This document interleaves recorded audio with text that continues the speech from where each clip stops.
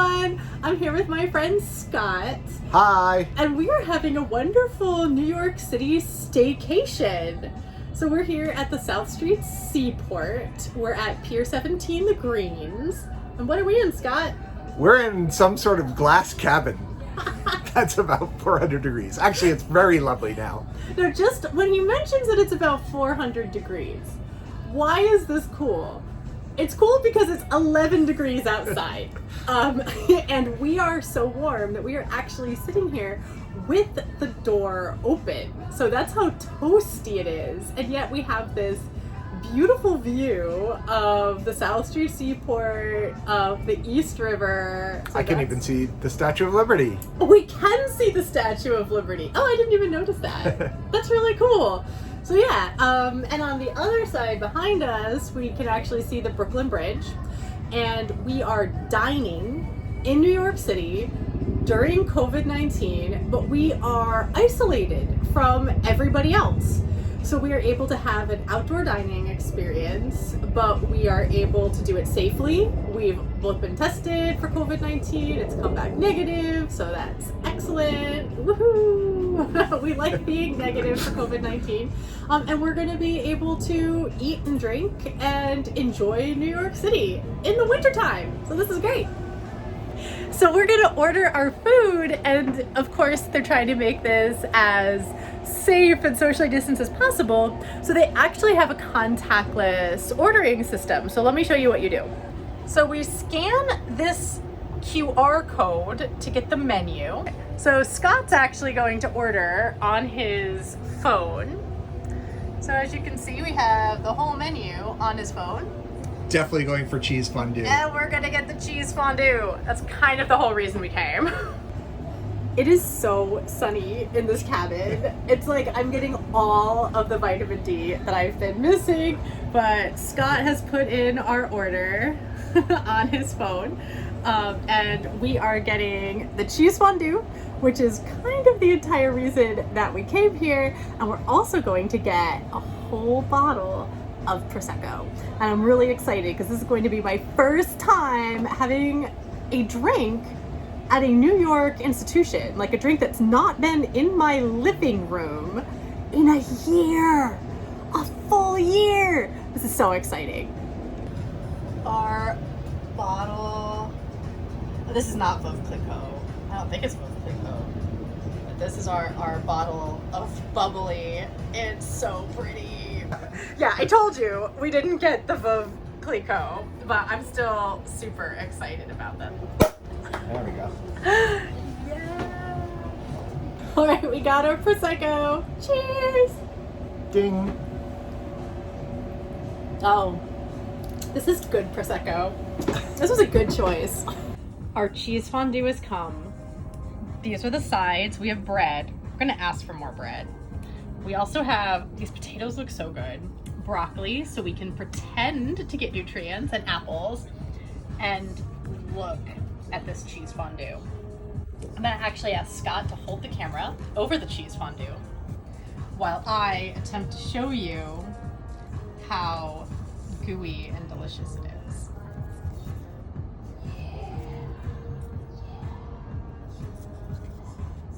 It's so good. All right, see how it tastes. It's probably gonna be really hot. It's so good.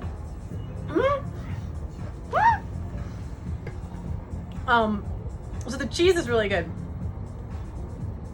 There's also like a wine or a liqueur. I don't know if it's like I can't pronounce it. Gewürztraminer? Gewürztraminer? Oh, Scott has it. Mm-hmm. Do you want to say it? I think it's Gewürztraminer. Yes, that. Whatever the alcohol is that they used in this fondue, it's very potent, but it's like perfect.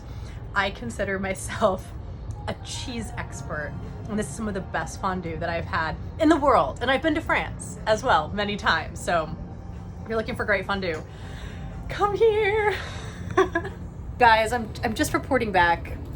I've had a lot of champagne. It goes perfectly with the fondue. The sunshine is glorious. And I highly recommend coming to Pier 17, The Greens, if you are looking for fabulous outdoor COVID-19 dining in the wintertime here in New York City. So Scott just told me about a tradition I did not know about. So, all right, when you order and share a bottle of champagne, one person has to keep the bird and one person has to keep the cage. And 1 year later, you meet up again, and if either person doesn't have their part, they owe the other person a bottle of champagne. Okay, so I took the bird. So you guys all have to help remind me next March 2nd, I'm bringing this to wherever I meet Scott because I have champagne taste but a tap water budget. So I need him to buy the bottle of champagne. So Scott and I are talking about our experiences on TikTok, and Scott is telling me about the war between, what is it, Generation Z and or Alpha and which I didn't know and about. Gen X and well, not boomers. Boomers aren't even on TikTok. I'm not quite a boomer yet. However, I do wear a side part, and so does Scott. So I don't know if that makes us like totally outdated. Yeah, probably wear skinny jeans too. Well, here's the thing. Well, you don't wear jeans. Scott knows me very well. I don't wear jeans. I hate jeans. I wear skirts. I'm wearing a skirt right now. I sometimes wear fleece pants, like when it's really cold out. I wear sweatpants, but I'm a dress girl. So I'm not a skinny jeans or not a skinny jeans girl. I'm just like anti-jeans. So I'm wearing jeans that can stretch a little bit because COVID. So what are stretchy jeans? Are we yeah. Are we Generation X? I'm definitely X. I mean, technically. Am I a millennial? What am I? Are we just like so out of date? Comment below and let us know what you think of our fashion choices. No matter what you think of our fashion choices, our choices in restaurants is amazing because this cheese fondue was stellar, the prosecco was stellar, and we're about to get butterscotch pudding, and we will let you know how that is, regardless of our taste in jeans. Also, important update: Scott is looking down because he is on his phone, because he is ordering our butterscotch pudding, and we also got hot buttered rum because as the sun sets, it gets colder and colder in here because we don't have the sun heating us up. So we're excited to tell you how both are. So while we wait for our hot buttered rum to arrive, while we have this little bit of a champagne buzz, I thought that I would ask Scott some New York City trivia. And since I haven't been giving tours every day, I'm a little rusty myself. So let's see how we do. So just going off of like what we can see. So we can see the Statue of Liberty right now. So let me ask you a question about the Statue of Liberty. I'm going to fail so bad at this. I bet you he'll do okay. Do you know what metal the Statue of Liberty is made out of? Copper. It's made out of All copper. right, 1 for 1. Yes. So when the Statue of Liberty was first debuted, what color was it? Copper. It was copper. What color is copper? Copper. So right now when you look at it, it's green, and it wasn't always green. It used to be the same color as a penny. But that copper oxidized with the sea air, giving it that beautiful green glow that we know and love today. Do you know what the Statue of Liberty's full name is? No. It is Liberty Enlightening the World. Nobody ever says, like, how do I get to Liberty Enlightening the World? Or do you have any good pictures of Liberty Enlightening the World? But that is her full name. Oh, look, Art. Ooh, our hot buttered rum is coming. Do we have our hot buttered rum? It's really hot, so I might actually wait for it to cool, but cheers to that. I guess I could at least pretend to drink. Oh, I see our butterscotch coming. Right. Hello, hello. This is our butterscotch pudding, and we have our hot buttered rum, which All is about the butter right now. it's like too hot to drink this at the moment. But I'm going to open up my utensils and I'm going to keep asking Scott some questions. All right, lay it on me. Okay, so off in the distance, we can see an island. It's not Liberty Island where the Statue of Liberty is on. We see another island. Do you know what island that is? Governor's Island. That is Governor's Island. You are correct. I'm 2 for 3. Do you know why it is called Governor's Island? Because... No, I don't. Oh, this is really good. Oh my God, this is really good. It is called Governor's Island because that is where the British used to house their governors back when New York City was an English colony. So that is why that is called Governor's Island. Governor? Is it really? Is it just called Governor's Island? Governor's Island. Also, fun fact, the Wright brothers did one of their very first tests of an airplane from Governor's Island. It actually took off from Governor's Island, flew around Manhattan, flew by the Statue of Liberty, and then landed on Governor's Island. But they weren't sure that it was going to be able to land, so they actually attached a canoe to the bottom of the airplane in case the plane went down in the river, and then whoever was in the airplane could just canoe. But they didn't have to. They didn't have to. It was very successful, so that was really great. Okay, so off to our right, we see Manhattan. Straight ahead of us, we see Governor's Island and the Statue of Liberty. What borough is that off to the left? Brooklyn! In the house! That is Brooklyn! So Scott actually lives in Brooklyn. So if Brooklyn were its own city, where would it rank on the largest cities in the United States? Like, would it be number 1, number 2, number 3, number 4, number 5? I want to say 4th or 5th, but I cannot remember. You are right. It would be number 4. It would be the 4th largest city. That's how big Brooklyn is. I believe, and I'm a little rusty, I think it's 2.5 million people live in Brooklyn. Including this guy! Including that guy. And you live in a really cool neighborhood. You live in Bushwick. Bushwick.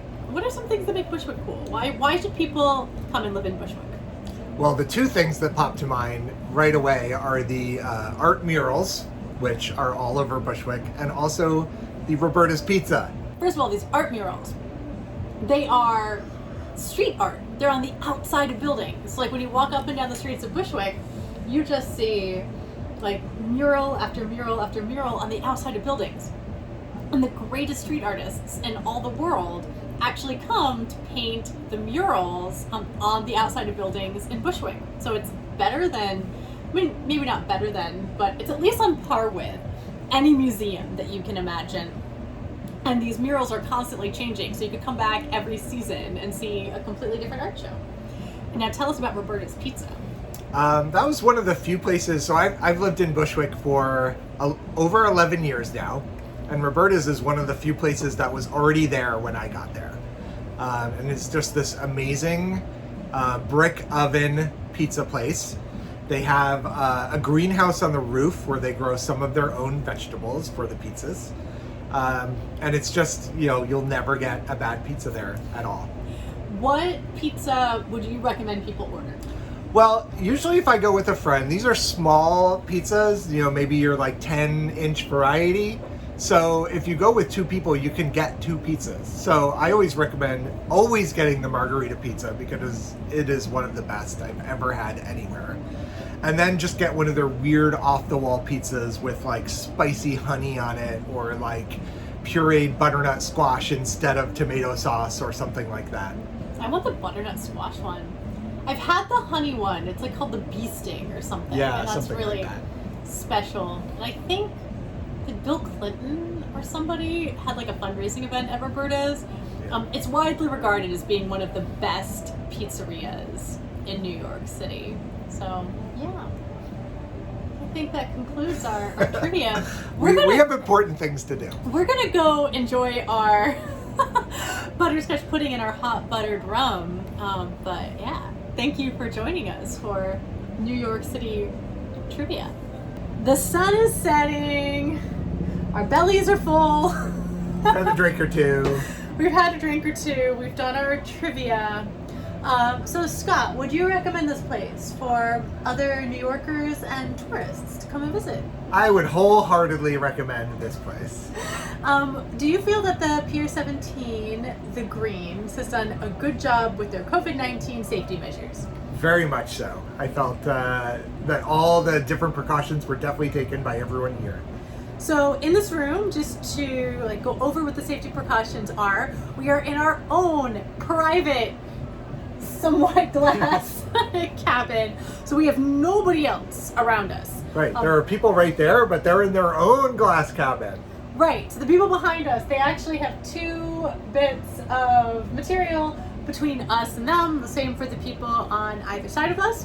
We have a molecule air filter off to our side. We have our own private heater. We can open up the windows to our glass cabin if we want to get fresh air.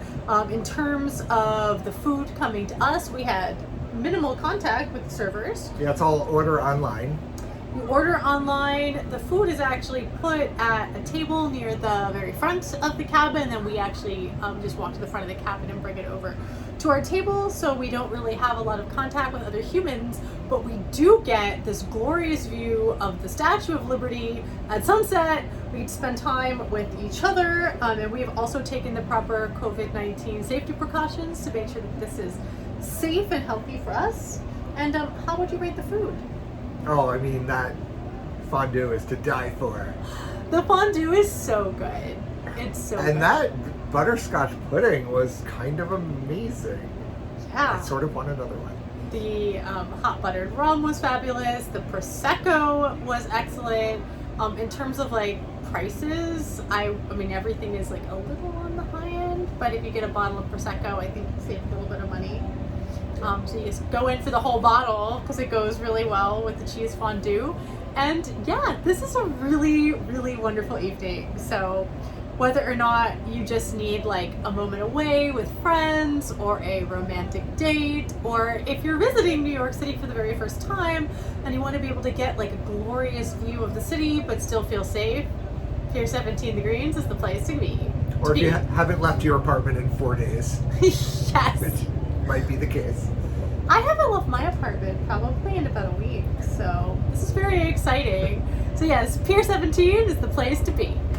Thank you so much for watching, and don't forget to hit subscribe so you never miss a New York Minute. And you can also follow Scott on TikTok. For those of you who don't know, he is an amazing composer, so you can follow the musical that he's writing at Fable the Musical. I think it's just Fable Musical. Okay, Fable Musical on TikTok. And any other place they should follow you? Well, my own personal one, which already has about, 6 videos, is Slaterama. So follow Scott at Slaterama and follow the Megan Daily so you never miss a New York Minute.